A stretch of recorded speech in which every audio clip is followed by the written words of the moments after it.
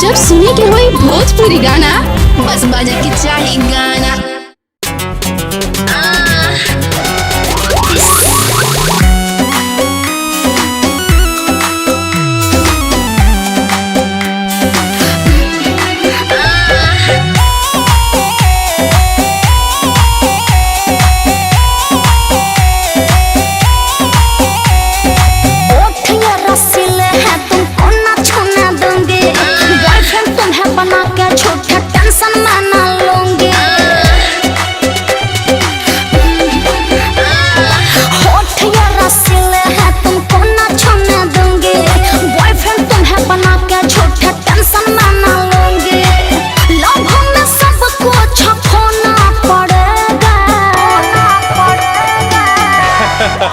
अरे सुनो, ससुरा में सैया संग सोना पड़ेगा, शादी के बाद तुझे रोना पड़ेगा। ससुरा में सैया संग सोना पड़ेगा, शादी के बाद तुम्हें रोना पड़ेगा।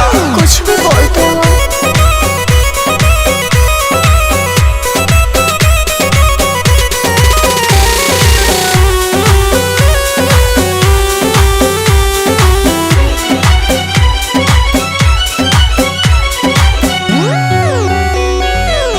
आजकल के लड़के हैं लफुए, लड़कियों को यूज करते हैं, काम निकाल कर देते हैं धोखा, दिल को सब तोड़ते हैं।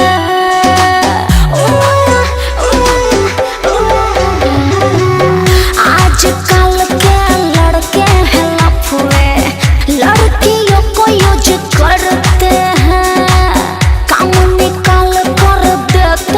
धोखा, दिल को सब तोड़ते हैं। 4 दिन की चांदनी है, मौज तुम उड़ा लो, प्यार वाला एप्पल पे दाना खा लो और खिला लो।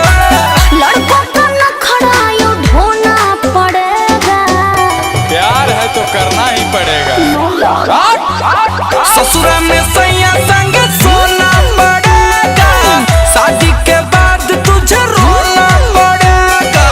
ससुरा में सैया संग सोना पड़ेगा, शादी के बाद तुझे रोना रोना रोना पड़ेगा।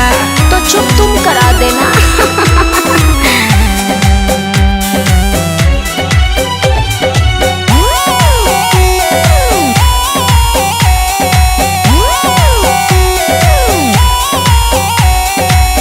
दिन रात मोबाइल पे मुझको नहीं चिपकना है, ओ मेरे बाबू राजा सोना, रोशन गुंजन न रटना है।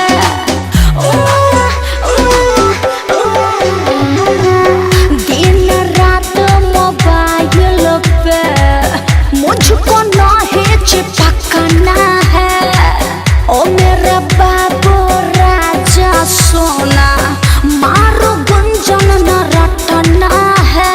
और बाहों में आकर देखो तुम खिलाएगा गुड, क्या? फूल जैसे खिल जाओगी, बना रहेगा मूड। एक दूसरे का अखिलेश होना पड़ेगा, क्या समझे? अरे समझना क्या है, जो है वो करना पड़ेगा। ससुरा में सैया संग सोना पड़ेगा, शादी के बाद तुम्हें रोना पड़ेगा। ससुरा में सैया संग सोना पड़ेगा, शादी के बाद तुम्हें रोना पड़ेगा। OMG, ऐसा है क्या?